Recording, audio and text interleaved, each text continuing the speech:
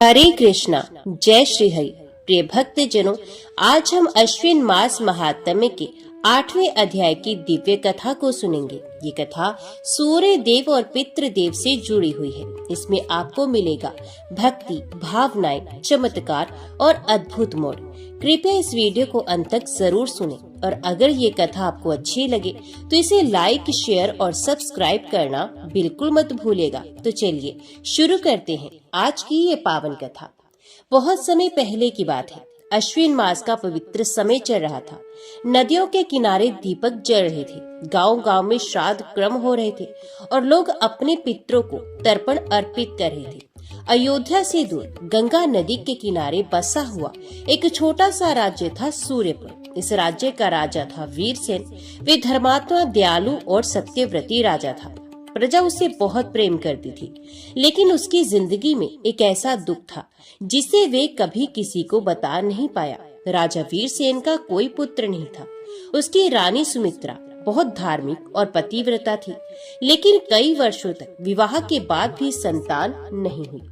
एक दिन राजा ने स्वप्न में देखा कि आकाश में सूर्य देव का तेज चमक रहा है, लेकिन अचानक उस तेज के सामने काले बादल आ गए।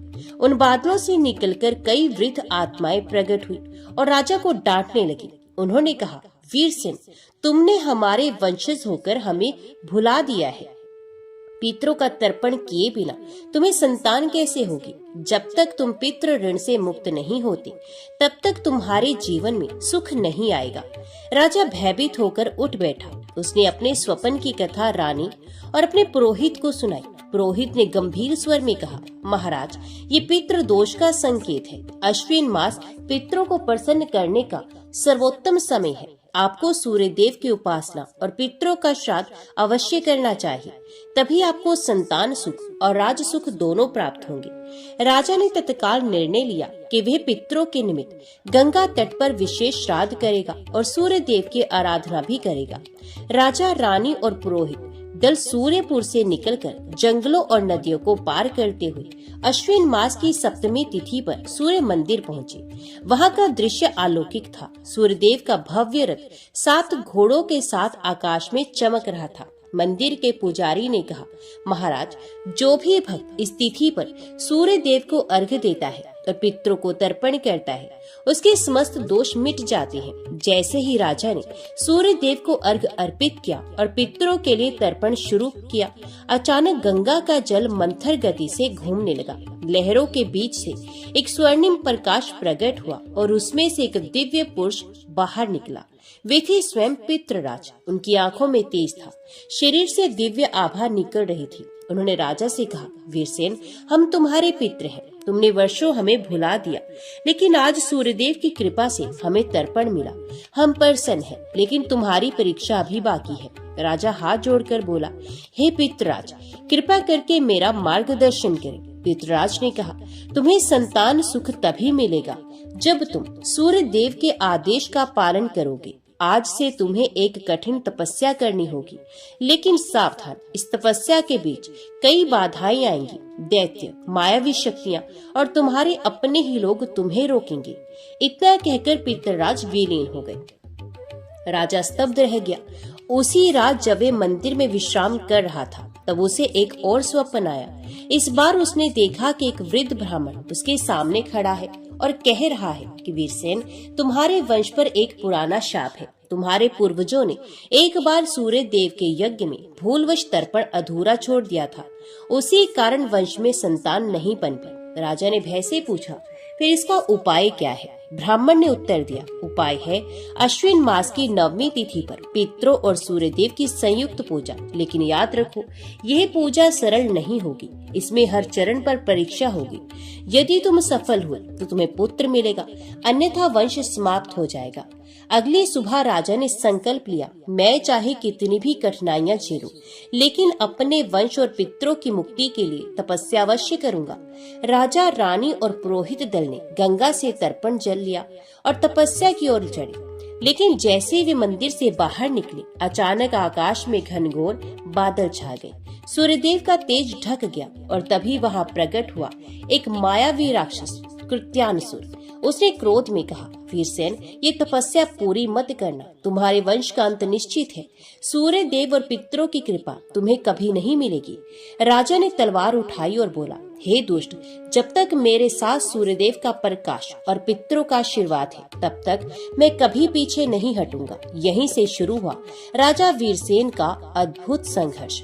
राजा वीरसेन ने सूर्यदेव और पितरों की आराधना का संकल्प लिया था। गंगा तट पर श्राद्ध करते समय पितृराज प्रकट हुए और उन्होंने राजा को कठिन तपस्या का आदेश दिया। लेकिन जैसे ही राजा मंदिर से बाहर आया, उस पर मायावी राक्षस कृत्यानसुर ने हमला कर दिया। कृत्यानसुर ने आकाश में विकराल रूप धारण किया। उसके हाथ में जलती हुई गदा थी और आंखों से अग्नि की लपटें निकल रही थी। वे गरजते हुए बोला, वीरसेन, तुम्हें वंश चलाना है, तुम्हारे पितरों का ऋण चुकाना है, लेकिन याद रखो, ये संसार दुष्टों के लिए बना है, भक्तों के लिए नहीं। मैं तुम्हें जीवित नहीं छोड़ूंगा। राजा वीरसेन ने अपने सैनिकों को रोक दिया और स्वयं ही उस राक्षस का सामना करने लगा। उसने कहा, हे दुष्ट, भक्त और धर्मात्मा ही संसार का आधार है। यदि सूर्य देव का प्रकाश ना हो तो तुम्हारे जैसे असुरों का अस्तित्व भी ना बचे। ये कहकर उसने धनुष उठाया और सूर्य मंत्र का उच्चारण करते हुए बाण छोड़ दिया। बाण से प्रकाश निकलकर सीधा राक्षस के सीने में जा लगा। लेकिन आश्चर्य, राक्षस हंसने लगा। उसने कहा, वीरसेन, मैं शापित असुर हूँ। जब तक तुम्हारे पितरों का ऋण शेष है तब तक तुम्हारे किसी भी अस्त्र शस्त्र का मुझ पर असर नहीं होगा। राजा चौंक गया। तभी रानी सुमित्रा ने तुरंत गंगा जल उठाया और सूर्य मंत्र का जाप करते हुए उस असुर पर छिड़क दिया। क्षण भर में असुर की शक्तियाँ क्षीण होने लगी। वे तड़पते हुए बोला, नारी धर्म और पितृ श्रद्धा की शक्ति मुझसे भी भारी पड़ रही है। लेकिन सावधान वीरसेन, ये तो बस शुरुआत है, आगे और भी बड़ी बाधाएं तुम्हें रोकेंगी।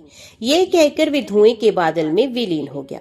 इस घटना के बाद रानी सुमित्रा ने राजा से कहा, स्वामी, ये तपस्या केवल आपके बल से पूरी नहीं होगी। हमें स्त्री धर्म, पितृ श्रद्धा और सूर्य भक्ति तीनों का संगम करना होगा। उसने ये प्रण किया कि जब तक तपस्या पूर्ण न हो वे केवल जल और तुलसी पत्र ग्रहण करेंगी। राजा उसकी दृढ़ता देखकर भावुक हो गया। उसने मन ही मन सोचा, सचमुच धर्म की रक्षा नारी ही कर सकती है। राजा, रानी और पुरोहित दल आगे बढ़े। वे गंगा किनारे किनारे चलते हुए एक घने वन में जा पहुँचे। वहाँ उन्हें एक साधु मिले। उनके शरीर पर वृक्षों की शाल थी और आंखों में गहरी शांति। साधु ने राजा को देखकर कहा, वीरसेन, तुम्हारा मार्ग आसान नहीं। यह वन राक्षसों और माया से भरा है, लेकिन यदि तुम सूर्य देव की शरण में रहोगे और पितरों को याद करोगे तो हर बाधा पार हो जाएगी। राजा ने साधु से प्रार्थना की, महाराज, कृपया हमें मार्गदर्शन दें। साधु मुस्कुराए और बोले, अश्विन मास की नवमी के दिन तुम्हें इस वन के बीच स्थित प्राचीन पितृकुंड पर पहुंचना होगा। वहां सूर्य देव स्वयं पितरों के साथ प्रकट होंगे। लेकिन ध्यान रहे, कुंड की रक्षा 3 अद्भुत परीक्षाएं करती हैं, मोह परीक्षा, भय परीक्षा, बल परीक्षा। यदि तुम इनसे पार हो गए तभी तुम्हें आशीर्वाद मिलेगा। ये कहकर साधु अचानक अदृश्य हो गई। अगली रात जब सब लोग विश्राम कर रहे थे तब अचानक रानी सुमित्रा ने देखा कि सामने एक स्वर्ण महल खड़ा है। उस महल से मधुर स्वर आ रहा था, आओ सुमित्रा, यदि तुम इस महल में प्रवेश करोगी तो तुम्हें तुरंत पुत्र रत्न मिलेगा। रानी का मन डगमगाया, लेकिन उसने तुरंत आंखें बंद की और कहा, हे सूर्यदेव, हे पितृदेव, यदि मेरी तपस्या सच्ची है तो इस मोह को दूर करें। क्षण भर में वे महल धुएं में बदल गया। वे मायावी जाल था जिसे राक्षसों ने रचा था। राजा ने रानी की दृढ़ता देखकर कहा, सुमित्रा, तुम्हारी भक्ति ही हमारी सबसे बड़ी शक्ति है। अगले दिन दल आगे बढ़ा। अचानक आकाश से बिजली कड़की और धरती फट गई। फटी हुई धरती से असंख्य मृतात्माएं निकलने लगी। वे सब विलाप कर रही थी, वीरसेन, हमें श्राद्ध नहीं मिला, हमें तर्पण नहीं मिला, हम तुम्हें भस्म कर देंगे। राजा का चेहरा पीला पड़ गया। पुरोहित ने कहा, महाराज, ये पितृदेव नहीं है, ये भय की माया है। राजा ने तुरंत गंगा जल उठाया और सूर्य मंत्र का जाप करके उन आत्माओं पर छिड़क दिया। क्षण भर में सारी आत्माएं प्रकाश में विलीन हो गई। लेकिन राजा को ये समझ में आ गया कि असली परीक्षा अभी बाकी है। जंगल के अंतिम छोर पर एक गुफा थी। गुफा से गरजती हुई आवाज आई, वीरसेन, यदि तुम्हें अपने वंश की रक्षा करनी है तो पहले मुझसे युद्ध करो। गुफा से निकला एक विशालकाय योद्धा। उसके हाथ में तलवार थी और शरीर पर अग्नि जैसी आभा। राजा ने तलवार उठाई और युद्ध शुरू हुआ। घंटों तक युद्ध चला। राजा थकने लगा, लेकिन तभी रानी ने पीछे से आवाज दी, स्वामी, पितरों को स्मरण करो, वे आपके साथ हैं। राजा ने आंखें बंद करके पितरों का स्मरण किया। अचानक उसके हाथ के तलवार से तेज प्रकाश निकला और वे योद्धा चूर चूर होकर विलीन हो गया। गुफा के भीतर से दिव्य स्वर गूंजा, वीरसेन, तुमने तीनों परीक्षाएं पार कर ली हैं। अब तुम्हें पितृकुंड तक पहुंचने का अधिकार मिल गया है। राजा, रानी और पुरोहित दल गुफा के पार पहुंचे। वहां एक अद्भुत कुंड था। उसका जल स्वर्ण की तरह चमक रहा था। कुंड के चारों ओर दिव्य प्रकाश फैला था। जैसे ही उन्होंने कुंड के पास अर्घ्य दिया, अचानक आकाश में सूर्यदेव का रथ प्रकट हुआ। साथ ही पितृलोक से दिव्य आत्माएं उतरने लगी। सूर्यदेव ने कहा, वीरसेन, तुमने धर्म और भक्ति से अपनी पात्रता सिद्ध की है। अब आगे तुम्हें पितृराज का साक्षात्कार होगा और तुम्हारे वंश का भविष्य तय होगा। राजा और रानी ने भूमि पर दंडवत प्रणाम किया। उनकी आंखों में आंसू थे। आंसू भय के नहीं, बल्कि कृतज्ञता और भक्ति के थे। राजा वीरसेन और रानी सुमित्रा पितृकुंड के तट पर खड़े थे। अचानक आकाश से दिव्य आभा उतरी। सूर्यदेव अपने रथ पर प्रकट हुए। 7 घोड़ों का रथ स्वर्णमय किरणों से चमकता हुआ। उनके साथ पितृलोक से अनेक तेजस्वी आत्माएं उतरी। उनमें से सबसे अग्रज पितृराज स्वयं थे। उनका स्वर गंभीर और करुणा से भरा था। पितृराज ने कहा, वीरसेन, तुम्हारे तप और भक्ति ने हमें यहाँ खींच लाया है। तुमने तीनों परीक्षाएं पार कर ली हैं। अब समय है कि तुम अपने वंश के शाप और भविष्य का रहस्य जानो। पितृराज ने हाथ उठाया और कुंड के जल को स्पर्श किया। क्षण भर में कुंड का जल पारदर्शी हो गया और उसमें चलचित्र की तरह दृश्य प्रकट होने लगे। राजा और रानी ने देखा, सैकड़ों वर्ष पूर्व उनके पूर्वज राजा नरसिंह सेन ने सूर्यदेव का एक भव्य यज्ञ आयोजित किया था। लेकिन यज्ञ के अंतिम क्षणों में अहंकारवश उसने पितरों का तर्पण अधूरा छोड़ दिया और सभा से चला गया। सूर्यदेव क्रोधित हुए और बोले, नरसिंह सेन, तुमने हमारे साथ साथ पितरों का भी अनादर किया है। तुम्हारे वंश पर संतान दोष छा जाएगा जब तक तुम्हारे वंश पितृकुंड पर प्रायश्चित नहीं करेंगे। ये दृश्य देखकर राजा वीरसेन और रानी सुमित्रा की आंखों से आंसू बह निकले। राजा बोला, हे पितृदेव, हे सूर्यदेव, हमारे पूर्वज का अपराध अक्षम्य है, लेकिन कृपा करके हम पर दया करें। हम आजीवन तप और भक्ति करेंगे। सूर्यदेव ने गंभीर स्वर में कहा, वीरसेन, शाप तो कठोर है, लेकिन भक्ति और शाप सबको मुक्त कर देते हैं। अश्विन मास की 10वीं तिथि को तुम्हें इस पितृकुंड में विशेष अनुष्ठान करना होगा। तुम्हें 3 आहुति देनी होगी। सूर्य को प्रकाश की रक्षा हेतु, पितरों को वंश की रक्षा हेतु, समस्त जीवों को करुणा की रक्षा हेतु। उन्होंने आगे कहा, लेकिन सावधान, उस दिन असुरों की सेना तुम्हें रोकने आएगी। वे तुम्हें इस अनुष्ठान से दूर रखना चाहेगी। यदि तुम विचलित हुए तो वंश का अंत हो जाएगा, लेकिन यदि डटे रहे तो तुम्हें पुत्र सुख मिलेगा और तुम्हारा वंश सूर्य की तरह जगमगाता रहेगा। तभी पितृराज ने आगे बढ़कर वीरसेन के कंधे पर हाथ रखा और कहा, वीरसेन, तुम्हारे भीतर एक और शक्ति छुपी है। तुम्हारे रक्त में पितरों का तेज है। यदि तुम धर्म से डगमगाए बिना तर्पण करोगे तो यह तेज तुम्हारे वंशज को विरासत में मिलेगा। ये बालक सूर्य का अंश होगा और पितरों का आशीर्वाद लेकर जन्म लेगा। राजा और रानी आश्चर्य से कांप उठे। रानी ने हाथ जोड़कर कहा, हे पितराज, यदि हमें पुत्र मिलेगा तो वह आपकी कृपा से ही होगा। हम उसका नाम सूर्य पुत्र रखेंगे। पितराज प्रसन्न होकर मुस्कुराए, लेकिन उसी क्षण आकाश कांप उठा। दूर से गरजती हुई आवाज आई, वीरसेन, तुम्हें पुत्र सुख पाने का कोई अधिकार नहीं। अचानक कुंड का जल उफान मारने लगा और उसमें से एक मायावी स्त्री प्रकट हुई। वे थी मोहिनी माया, असुरों की दूत। उसने रानी सुमित्रा से कहा, तुम्हारा पति तप करता है, लेकिन तुम मुझे एक बार स्वीकार कर लो। मैं तुम्हें बिना अनुष्ठान के ही पुत्र दे सकती हूँ। रानी सुमित्रा कांप उठी। उसने कानों में पुत्र की पुकार गूंजने लगी, लेकिन अगले ही पल उसने सूर्यदेव को स्मरण किया और दृढ़ स्वर में बोली, पुत्र तो चाहिए, लेकिन पाप से जन्मा पुत्र नहीं। हम केवल धर्म और आशीर्वाद से ही संतान चाहते हैं। मोहिनी माया क्रोधित होकर धुएं में विलीन हो गई। सूर्यदेव ने प्रसन्न होकर कहा, सुमित्रा, तुम्हारी निष्ठा ही भविष्य में तुम्हारे पुत्र को तेजस्वी बनाएगी। फिर सूर्यदेव ने पितृराज से कहा, महर्षि, आपने देखा ना, इस युग में भी धर्म की जड़ें जीवित हैं। वीरसेन और सुमित्रा दोनों ने हमें प्रसन्न कर दिया। अब समय है कि हम इन्हें आशीर्वाद दें। पितृराज ने कहा, हाँ, लेकिन परीक्षा अभी पूरी नहीं हुई। अश्विन दशमी का अनुष्ठान सबसे कठिन होगा। यदि ये उस दिन स्थिर रहे तो ही इन्हें वरदान मिलेगा। सूर्यदेव ने सर हिलाकर हामी भर दी। उस रात राजा और रानी पितृकुंड के पास बैठे। आकाश तारों से जगमगा रहा था। राजा ने रानी से कहा, सुमित्रा, हमने अब तक बहुत कष्ट देखे, लेकिन अब लगता है कि हमारी तपस्या सफल होगी। रानी ने आंसू भरी आंखों से कहा, स्वामी, मुझे पुत्र से ज्यादा इस बात की खुशी है कि हम पितरों का ऋण उतार पाएंगे।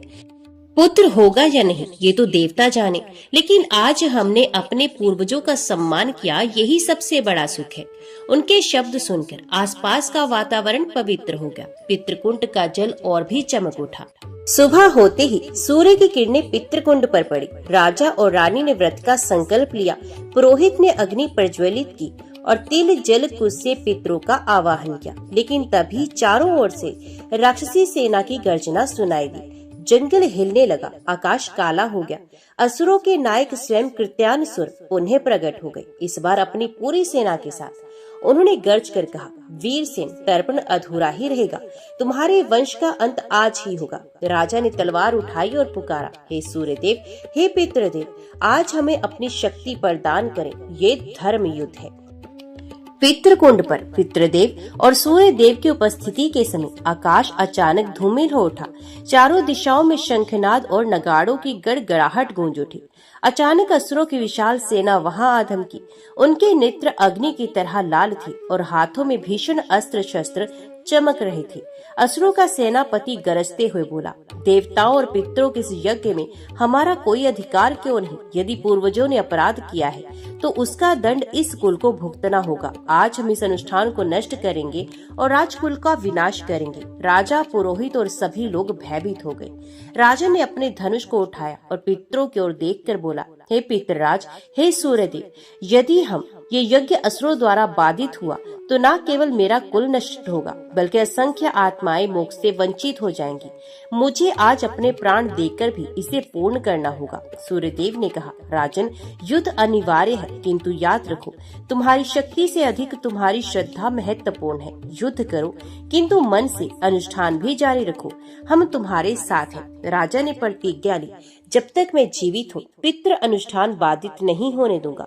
असुरों ने गर्जना करते हुए आक्रमण किया। धरती कांप उठी, गगन में बिजली कौंधने लगी। राजा की सेना संख्या में कम थी, परंतु उनके हृदय में आस्था और बलिदान की ज्वाला प्रज्वलित थी। युद्ध शुरू हुआ। असुरों की गदा से भूमि चर गई। राजा के बाणों से असंख्य असुर धाराशायी हुए। पंडित और ब्राह्मण युद्ध भूमि के किनारे बैठकर सूर्य मंत्र और पितृ सूक्त का जप करते रहे। अचानक वही मोहिनी माया पुनः प्रकट हुई। उसने एक अद्भुत रूप धारण किया। वे राजा की मृत माता का रूप लेकर आई। उसने रोते हुए कहा, पुत्र, ये युद्ध व्यर्थ है। हमें तर्पण की आवश्यकता नहीं। सब छोड़कर मेरे पास आ जाओ। राजा का मन विचलित होने लगा। आंसू उसकी आंखों में भर आए। पर तभी पितृराज ने गर्जना की, राजन, ये छल है। मोहिनी तुझे रोकना चाहती है। सच्चे पितर कभी अपने पुत्र को कर्तव्य से विमुख नहीं करते। राजा ने अपनी माता के रूप में आई उस माया को प्रणाम किया और दृढ़ स्वर में कहा, यदि आप मेरी सच्ची माता है तो मेरे धर्म की रक्षा करे, न कि बाधा डाले। इतना कहते ही माया विलीन हो गई। राजा ने यज्ञ कुंड के समीप जाकर युद्ध के बीच भी आहुति दी। उसके प्रत्येक आहुति देने पर आकाश से सूर्य किरणें सीधा यज्ञ कुंड पर गिरने लगी और पितृगण प्रसन्न होकर दीप्त हो उठे। सूर्यदेव ने कहा, युद्ध चलता रहे, किंतु अनुष्ठान करना नहीं रुकना चाहिए। यही तेरी विजय का रहस्य है। युद्ध की भीषणता के बीच अचानक असुर राजा के समीप आया और बोला, राजन, क्या तू जानता है कि हम कौन हैं? हम तेरे ही कुल के विपित्र हैं, जिन्हें पूर्वज के अपराध के कारण असुर योनि में जन्म मिला। जब तक ये अनुष्ठान पूरा ना होगा तब तक हमें शांति नहीं मिलेगी। ये सुनकर राजा स्तब्ध रह गया। उसने हाथ जोड़कर कहा, यदि आप मेरे ही कुल पितर हैं, तो आज मैं ये यज्ञ आपके ही लिए कर रहा हूँ। कृपया कर इसे बाधित ना करें। असुर की आंखों में आंसू आ गए और उसने कहा, पुत्र, हम विवश थे, हमारी मुक्ति इसी अनुष्ठान से है। लड़ाई हमारे लिए परीक्षा थी, तूने विजय पा ली है। तभी पूरी असुर सेना तेजो में होकर पितरों के रूप में परिवर्तित हो गई और यज्ञ कुंड में विलीन हो गई। यज्ञ पूर्ण हुआ। सूर्यदेव ने प्रसन्न होकर कहा, हे राजन, तूने धर्म, साहस और श्रद्धा की अद्भुत मिसाल प्रस्तुत की है। तेरे कुल के सभी पितृ तृप्त हुए और तुझे असीम आशीर्वाद देंगे।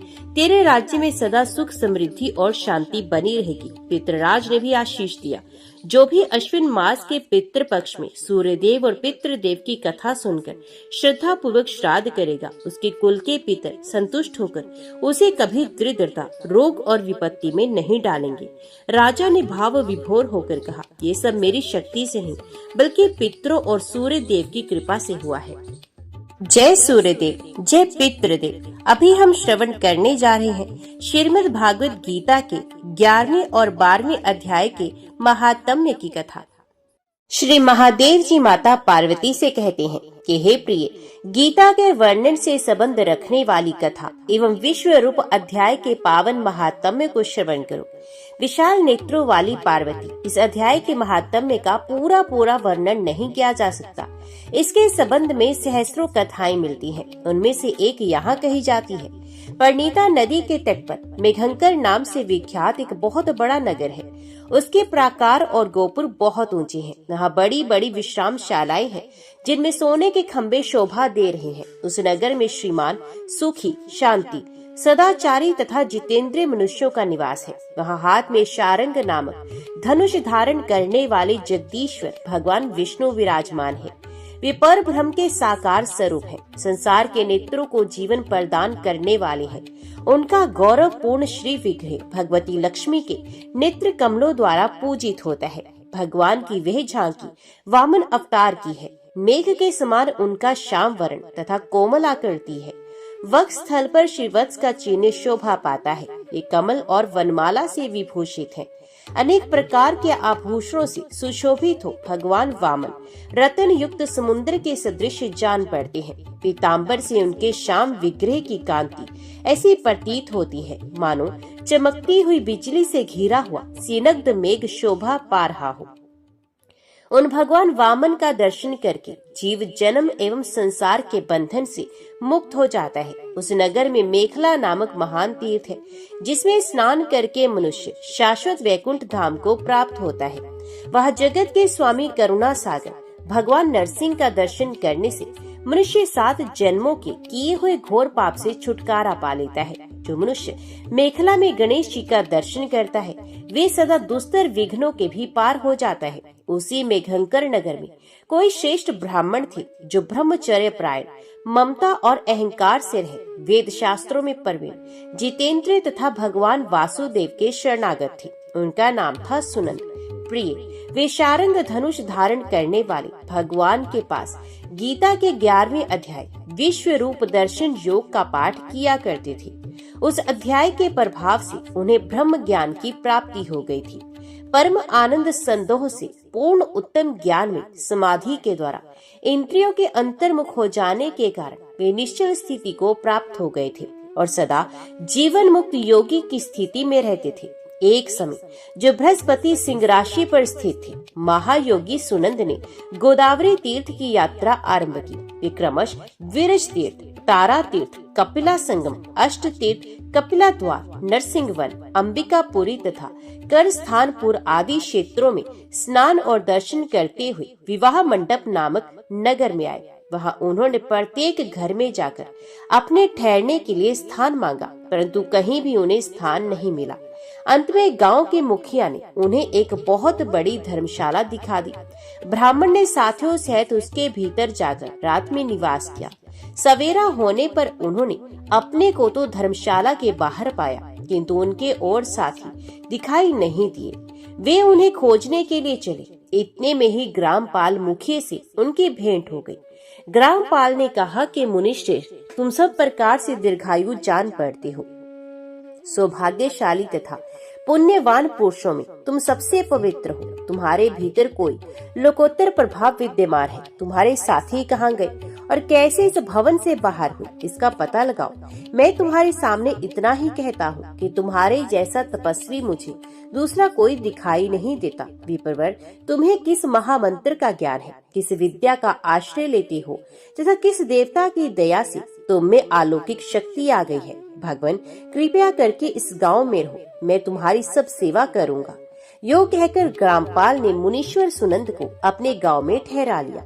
वे दिन रात बड़ी भक्ति से उनकी सेवा टहल करने लगा। जब 7-8 दिन बीत गए, तब एक दिन प्रातःकाल आकर वे बहुत दुखी हो महात्मा के सामने रोने लगा और बोला, हाय, आज रात में राक्षस ने मुझ भाग्यहीन के बेटे को चबा लिया है। मेरा पुत्र बड़ा ही गुणवान और भक्तिमान था। ग्रामपाल के इस प्रकार कहने पर योगी सुनंद ने पूछा, कहाँ है वे राक्षस और किस प्रकार उसने तुम्हारे पुत्र का भक्षण किया है? ग्रामपाल ने कहा, ब्राह्मण, इस नगर में एक बड़ा भयंकर नरभक्षी राक्षस रहता है। वे प्रतिदिन आकर इस नगर के मनुष्यों को खा लिया करता था। तब एक दिन समस्त नगरवासियों ने मिलकर उससे प्रार्थना की, राक्षस, तुम हम सब लोगों की रक्षा करो, हम तुम्हारे लिए भोजन की व्यवस्था किए देते हैं। यहाँ बाहर के जो पथिक रात में आकर नींद लेने लगेंगे, उनको खा जाना। इस प्रकार नागरिक मनुष्यों ने गांव के मुझ मुखिया द्वारा इस धर्मशाला में भेजे हुए पथिकों को ही राक्षस का आहार निश्चित किया। अपने प्राणों की रक्षा के लिए ही उन्हें ऐसा करना पड़ा। तुम भी अन्य राहगीरों के साथ इस घर में आकर सोए थे, किंतु राक्षस ने उन सबको तो खा लिया, केवल तुम्हें छोड़ दिया। द्विजोत्तम, तुम में ऐसा क्या प्रभाव है, इस बात को तुम ही जानते हो। इस समय मेरे पुत्र का एक मित्र आया था, किंतु मैं उसे पहचान ना सका। वे मेरे पुत्र को बहुत ही प्रिय था, किंतु अन्य राहगीरों के साथ उसे भी मैंने उसी धर्मशाला में भेज दिया। मेरे पुत्र ने जब सुना कि मेरा मित्र भी उसमें प्रवेश कर गया है, तब वे उसे वहां से ले आने के लिए गया, परंतु राक्षस ने उसे भी खा लिया। आज सवेरे मैंने बहुत दुखी होकर उस पिशाच से पूछा, ओ दुष्टात्मा, तूने रात में मेरे पुत्र को भी खा लिया। तुम्हारे पेट में पड़ा हुआ मेरा पुत्र जिससे जीवित हो सके, ऐसा कोई उपाय यदि हो तो मुझे बताओ। राक्षस ने कहा, ग्रामपाल, धर्मशाला के भीतर घुसे हुए तुम्हारे पुत्र को न जानने के कारण मैंने भक्षण किया है। अन्य पथिकों के साथ तुम्हारा पुत्र भी अनजाने में ही मेरा ग्रास बन गया है। वे मेरे उदर में जिस प्रकार जीवित और रक्षित रह सकता है, वे उपाय स्वयं विधाता ने ही कर दिया है। जो ब्राह्मण सदा गीता के 11वें अध्याय का पाठ करता हो, उसके प्रभाव से मेरी मुक्ति हो जाएगी और मरे हुओं को पुनः जीवन प्राप्त होगा।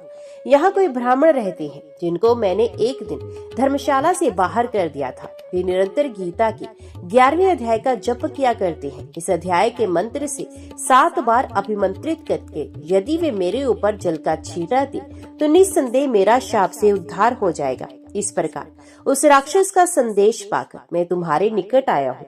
ब्राह्मण ने पूछा, ग्रामपाल, जो रात में सोए हुए मनुष्य को खाता है, वे प्राणी किस पाप से राक्षस हुआ है? ग्रामपाल ने कहा, ब्राह्मण, पहले इस गांव में कोई किसान ब्राह्मण रहता था। एक दिन वे अगहनी के खेत की क्यारियों की रक्षा करने में लगा था। वहाँ से थोड़ी ही दूर पर एक बहुत बड़ा गिद्ध किसी राही को मारकर खा रहा था। उसी समय एक तपस्वी कहीं से आ निकले, जो उस राही को बचाने के लिए दूर से ही दया दिखाते आ रहे थे। गिद्ध उस राही को खाकर आकाश में उड़ गया। तब तपस्वी ने कुपित होकर उस किसान से कहा, ओ दुष्ट हलवाही, तुझे धिक्कार है, तू बड़ा ही कठोर और निर्दयी है। दूसरे की रक्षा से मुंह मोड़कर केवल पेट पालने के धंधे में लगा है। तेरा जीवन नष्ट प्राय है। अरे जो चोर दाढ़ वाले जीव, सर्प, शत्रु, अग्नि, विष, जल, गीध, राक्षस, भूत तथा बैताल आदि के द्वारा घायल हुए मनुष्यों की शक्ति होते हुए भी अपेक्षा करता है, वे उनके वध का फल पाता है। जो शक्तिशाली होकर भी चोर आदि के चंगुल में फंसे हुए ब्राह्मण को छुड़ाने की चेष्टा नहीं करता, वे घोर नरक में पड़ता है और पुनः भेड़िए की योनि में जन्म लेता है। जो वन में मारे जाते हुए तथा गृध्र और व्याघ्र की दृष्टि में पड़े हुए जीव की रक्षा के लिए छोड़ो छोड़ो की पुकार करता है, वे परम गति को प्राप्त होता है। जो मनुष्य गौ की रक्षा के लिए व्याघ्र, भील तथा दुष्ट राजाओं के हाथ से मारे जाते हैं, वे भगवान विष्णु के उस परम पद को पाते हैं, जो योगियों के लिए भी दुर्लभ है। सहस्त्र अश्वमेध और 100 वाजपेय यज्ञ मिलकर शरणागत रक्षा की 16वीं कला के बराबर भी नहीं हो सकते। दीन तथा भयभीत जीव की उपेक्षा करने से पुण्यवान पुरुष भी समय आने पर कुंभीपाक नामक नरक में पकाया जाता है। तूने दुष्ट गिद्ध के द्वारा खाए जाते हुए राही को देखकर उसे बचाने में समर्थ होते हुए भी जो उसकी रक्षा नहीं की, इससे तू निर्दयी जान पड़ता है, अतः तू राक्षस हो जा। हलवाहा बोला, महात्मन, मैं यहाँ उपस्थित अवश्य था, किंतु मेरे नेत्र बहुत देर से खेत की रक्षा में लगे थे। अतपास होने पर भी गिद्ध के द्वारा मारे जाते हुए इस मनुष्य को मैं नहीं जान सका, अतः मुझ दीन पर आपका अनुग्रह करना चाहिए। तपस्वी ब्राह्मण ने कहा, जो प्रतिदिन गीता के 11वें अध्याय का जप करता है, उस मनुष्य के द्वारा अभिमंत्रित जल जब तुम्हारे मस्तक पर पड़ेगा, उस समय तुम्हें शाप से छुटकारा मिल जाएगा। ये कहकर तपस्वी ब्राह्मण चले गए और वे हलवाहा राक्षस हो गया। अतः द्विज श्रेष्ठ, तुम चलो और 11वें अध्याय से तीर्थ के जल को अभिमंत्रित करो, फिर अपने ही हाथ से उस राक्षस के मस्तक पर उसे छिड़क दो। ग्रामपाल की ये सारी प्रार्थना सुनकर ब्राह्मण का हृदय करुणा से भर आया और वे बहुत अच्छा कहकर उसके साथ राक्षस के निकट चले गए। वे ब्राह्मण योगी थे। उन्हें विश्व रूप दर्शन नामक 11वें अध्याय से जल अभिमंत्रित करके उस राक्षस के मस्तक पर डाला। गीता के अध्याय के प्रभाव से वे शाप से मुक्त हो गया। उसने राक्षस देह का परित्याग करके चतुर्भुज रूप धारण किया तथा उसने जिन सहस्रों पथिकों का भक्षण किया था वो भी शंख चक्र एवं गदा धारण किए चतुर्भुज रूप हो गए। तत्पश्चात वे सभी विमान पर आरूढ़ हुए।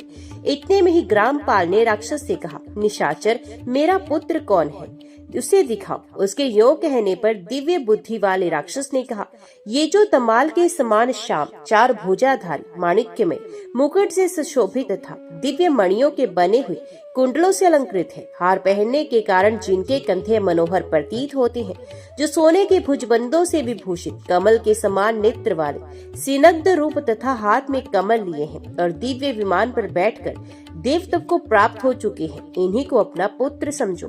ये सुनकर ग्रामपाल ने उसी रूप में अपने पुत्र को देखा और उसे अपने घर ले जाना चाहा। ये देख उसका पुत्र हंस पड़ा और इस प्रकार कहने लगा, ग्रामपाल, कई बार तुम भी मेरे पुत्र हो चुके हो। पहले मैं तुम्हारा पुत्र था, किंतु अब देवता हो गया हूँ।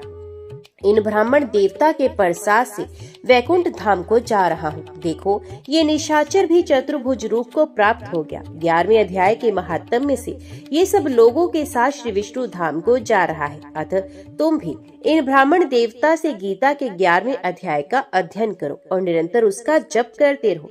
इसमें संदेह नहीं कि तुम्हारी भी ऐसी ही उत्तम गति होगी। तात, मनुष्यों के लिए साधु पुरुषों का संग सर्वथा दुर्लभ है, वे भी इस समय तुम्हें प्राप्त है।